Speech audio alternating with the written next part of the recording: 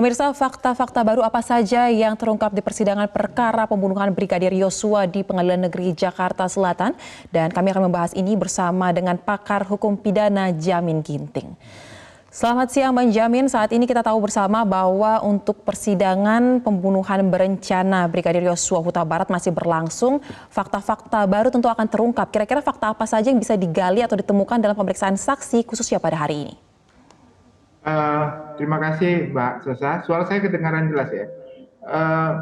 Fakta-fakta persidangan yang tentu yang ingin dikaitkan dengan para terdakwa hari ini, yaitu yang ada kaitannya dengan terdakwa. Apakah mereka melihat pada kejadian 8 tersebut, tanggal 8, bahwasannya saksi-saksi ini melihat Richard, Ricky, dan Kuat itu ada di tempat dan melakukan suatu perbuatan apa gitu ya terkait dengan tindakan pembunuhan didakwakan pasal 340 338. Nah, saksi-saksi yang notabene adalah bagian dari anak buah dari FS ini pada saat kejadian mereka dipanggil dan untuk melakukan pemeriksaan terhadap barang-barang bukti. Nah, apakah mereka melakukan pembersihan atau tidak? Tapi terkait yang paling penting adalah sebenarnya apakah mereka melihat sendiri pada tempat kejadian tersebut adanya Richard, adanya Ricky dan Kuat Ma'ruf yang ada di tempat tersebut dan apa yang mereka lakukan. Di samping yang lain yang sangat menarik yaitu terkait dengan adanya barang bukti yang diserahkan ke Polres Jakarta Selatan.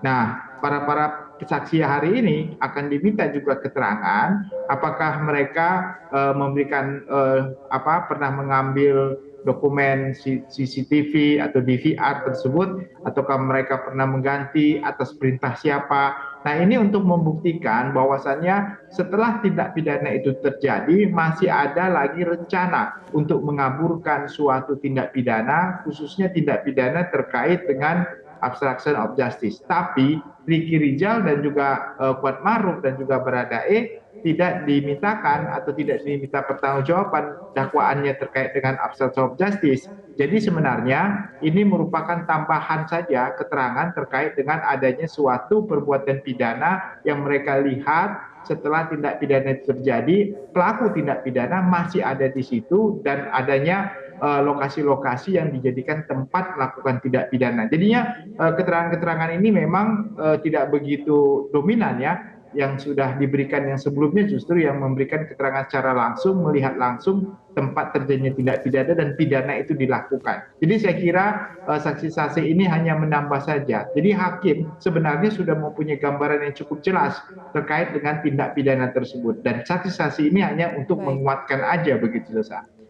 Baik, memang keterangan dari saksi-saksi yang hadir pada hari ini kita lihat memang ini arahnya adalah untuk membuktikan adanya upaya untuk menutupi atau mengaburkan kejadian pembunuhan yang sebenarnya ya Bang. Kita tahu ada 14 saksi yang sejatinya diundang pada hari ini namun yang hadir hanya 7 dan 7 saksi lainnya tidak hadir. Apakah ketidakhadiran dari saksi yang 7 lagi ini akan berdampak seperti apa dalam proses persidangan, memperlambatkah atau seperti apa? Ya, jadi dalam pembuktian hukum acara pidana itu yang menghadirkan saksi itu adalah jaksa penuntut umum. Jadi kalaupun dia tidak bisa dihadirkan, itu adalah tanggung jawab daripada jaksa penuntut umum. Bisa saja jaksa penuntut umum berpandangan kalau saksi-saksi yang dihadirkan ini, yang tidak hadir ini tidak begitu penting untuk mengungkapkan suatu tindak pidana. Tetapi penasihat hukum merasa penting sehingga penasihat hukum merasa keberatan begitu. Kenapa kalau saksi ini tidak dihadirkan? Pada umumnya dalam praktek yang di lapangan, kalaupun penasihat umum keberatan dan jaksa tidak mau menghadirkan, hakim biasanya tidak akan menghadirkan karena itu adalah kewenangan penuh daripada jaksa penuntut umum. Apakah dia mau menghadirkan, apa dia tidak mau menghadirkan, karena saksi-saksi ini dalam rangka memperkuat dakwaannya. Nanti kalau tidak bisa dihadirkan jaksa, maka PH bisa juga menghadirkan. Permasalahannya mau nggak dia dihadirkan oleh penasihat hukum begitu.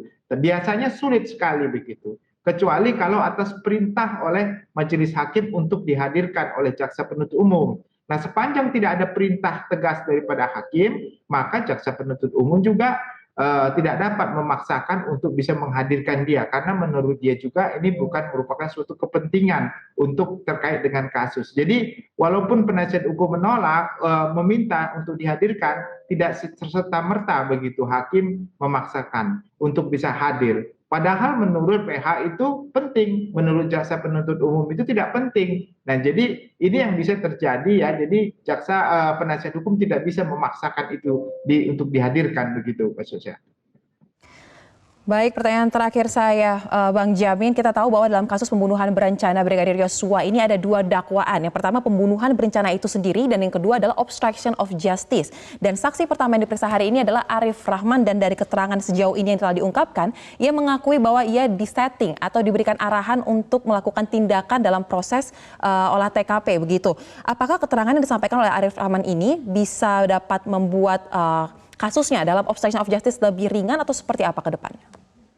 Ya, kalau untuk kesaksian Kuat dan Richard dan Rizky, ini hari ini ya tentu mereka karena tidak didakwakan obstruction of justice, maka hal itu hanya menguatkan dakwaan. Tapi kalau untuk perkaranya FS dan FS ya khusus FS, nantinya yang sudah pernah mereka diperiksa, itu justru menguatkan perbuatannya. Nah, kalau dalam perkara Arif dan teman-teman yang lain yang tidak disidangkan secara terpisah, tentu keterangan-keterangan terkait ini begitu penting. Nah, yang paling penting adalah apakah data elektronik itu termasuk kategori data elektronik, itu yang pertama. Yang kedua, apakah mereka merusak data elektronik atau benda elektronik gitu. Itu 2 hal yang berbeda. Informasi elektronik adalah informasi yang ditransmisikan, yang disampaikan di dalam suatu jaringan elektronik. Nah, apakah termasuk VDR ya, VR dan juga rekaman yang ada di hard disk itu merupakan data elektronik atau bukan? Atau mereka hanya merusak bendanya saja, yaitu dengan menggantikan DVR dan rekaman hard disk. Yang kedua adalah terkait dengan apakah mereka memudahkan proses penyidikan atau mereka malah mempersulit proses penyidikan.